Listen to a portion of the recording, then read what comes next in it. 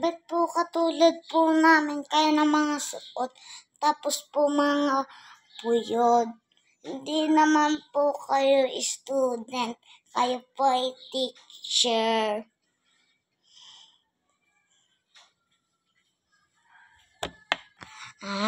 Lady, kaya tayo pare-pareho ng mga suot dahil tayo ay magpipi ngayon. Friday na, di ba?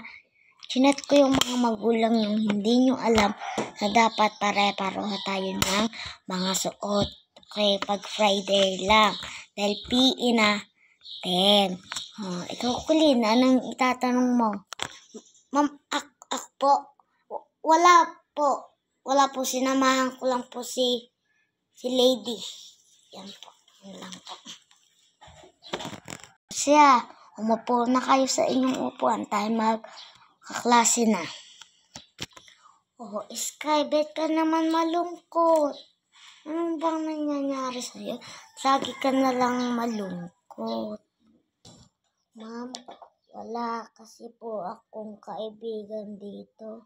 Si Allen po, tsaka si Kulin, si Lady. Magkaibigan po. Ako po wala. Sky, di ba ayan si Kiara?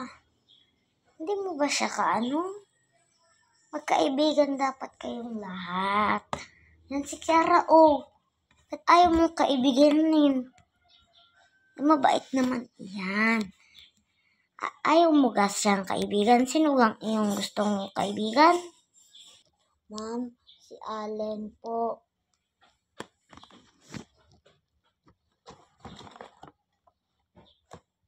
Ikaw, Sky?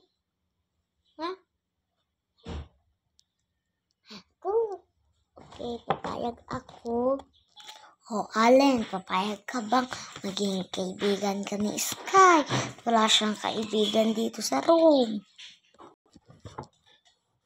Apo, ma'am. Papayag po ako.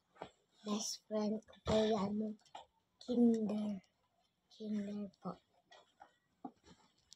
Ikaw naman, Kiara. Wala ka bang kaibigan dito? Sinakulin si Lady. Papayag ka ba, Kulin at Lady, maging kaibigan si Kiara? Opo, ma'am. Opo din po, ma'am. Lady, papayag at Kulin? Kiara, tapusin mo na sila.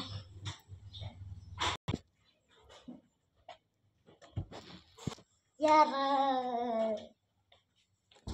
Kiara. Bye everyone, subscribe to me and like and comment, share. Bye bye.